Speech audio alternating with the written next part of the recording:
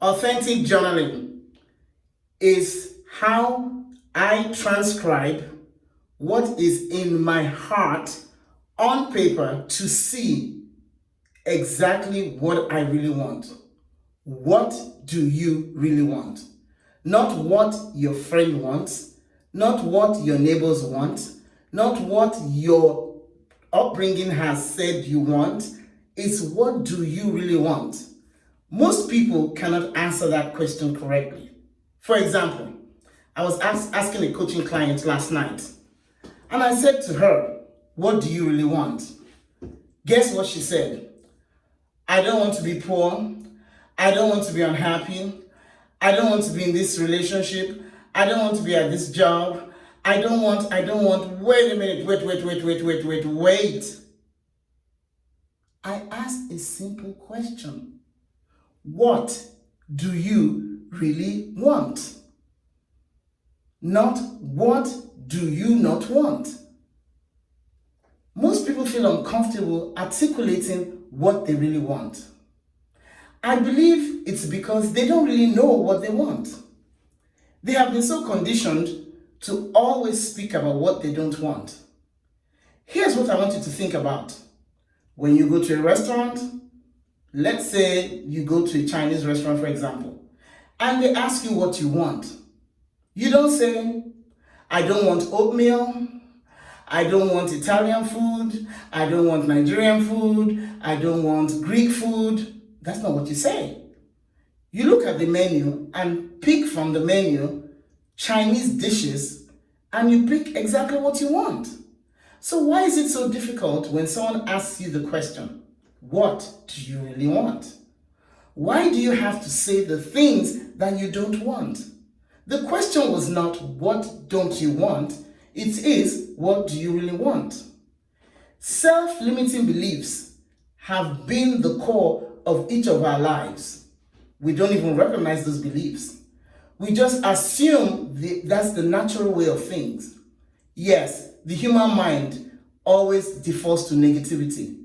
That is because the brain is still in its primitive state.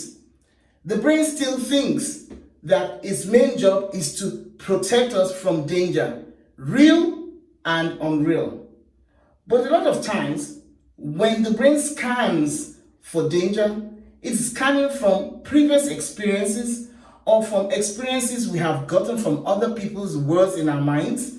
And the brain has no way of distincting between real and imagined, past, present, or future. That is why you and I have to make a conscious effort to stop, think, feel, and say exactly what we want. Because until we challenge our conscious mind to know that in spite of what we subconsciously feel, we can change what we have always said. Let me say that again. Until you and I change what we think, how we feel, what we say, we will continue to default to negativity. For example, when someone had asked me in my past, what do you want? I would say, I don't know. And then when they said, what do you know? I would say, I don't know, until they press me further and further. And a lot of times what I want is so different from what I have, and until I see it, I can't be it. I do remember as a little girl when I was at home, and I remember telling my dad I wanted to go to acting school.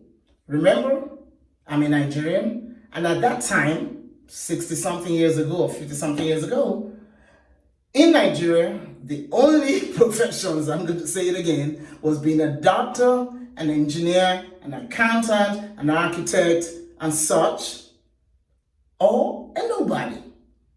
And I said to Dad, I wanted to be an actress, I wanted to be on film, I wanted to hold a mic, I just wanted to talk, I wanted to write. But that was not acceptable. So I chose the next best thing in my mind. Dad was a doctor. Guess what? I'm going to be a doctor. I said it to the extent that my mother wrote it down. I said it to the extent that when the choice came to go into medical school or to go somewhere else, I kept defaulting to my subconscious that I was going to go to medical school. And guess what? I did go to medical school. Took me 3 years to get the entrance examination down packed to be able to go to medical school. Flashback now. I'm asking myself, what do you really want? Remember, medical school back then was not my first default, but ended up being my default. Now, I'm asking myself the same question. And guess what? I'm having a hard time releasing being a doctor. Imagine.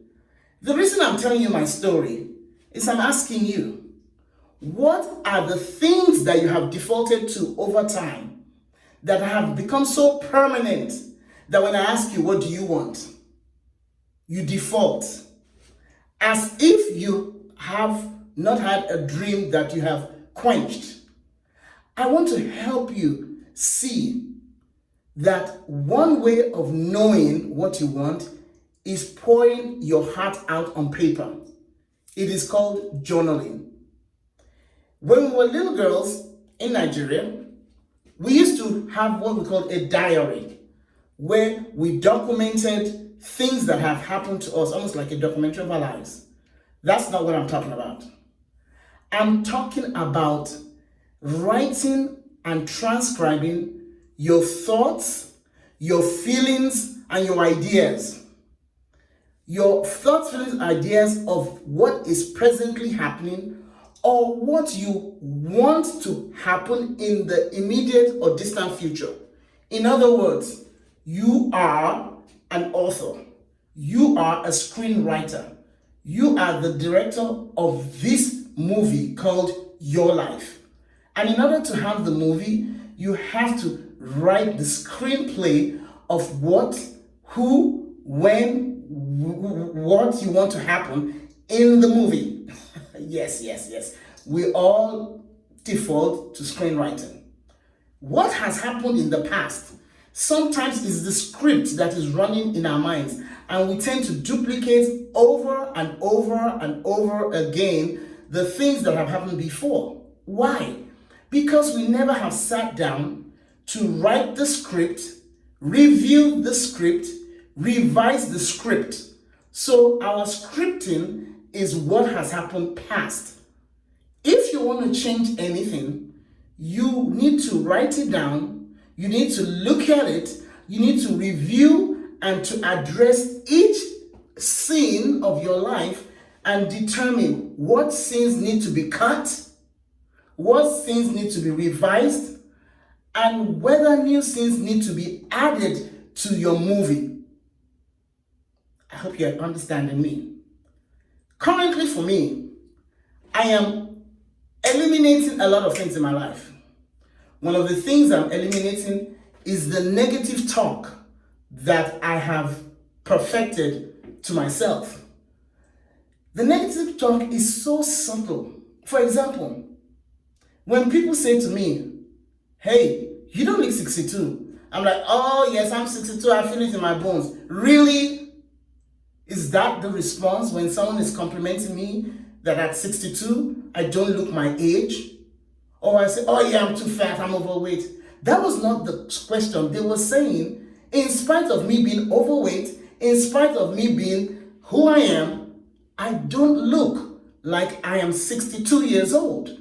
I look way younger. And instead of addressing the issue, I go back to my default of negativity and start removing the compliments little by little and start, saying things that are not what I really want. How about you? Are you doing the same? I went through a course on self-image, on self-esteem, and on self-worth. And I realized that I am enough, that no matter where I want to go, I've already been through things that I have perfected, that I'm good at. And so I now look at myself in the mirror and say, girl, you are badass. At least for now, badass is something good. And I say, girl, if you can be where you are today from where you used to be, pat on the back, shake, shake, shake, shake, shake, shake, be happy. I help women, especially women physicians, deal with whatever they have as their default, look at it in the eye. If they don't like it, re-script or rewrite their stories so that the rest of the movie is perfect compared to the past. You cannot drive your car always in reverse or always focusing on the rearview mirror. The windshield is wide. Let me invite you, join me as I speak, as I teach, as I coach and mentor, because your life is one step at a time towards your best life. I'll see you again.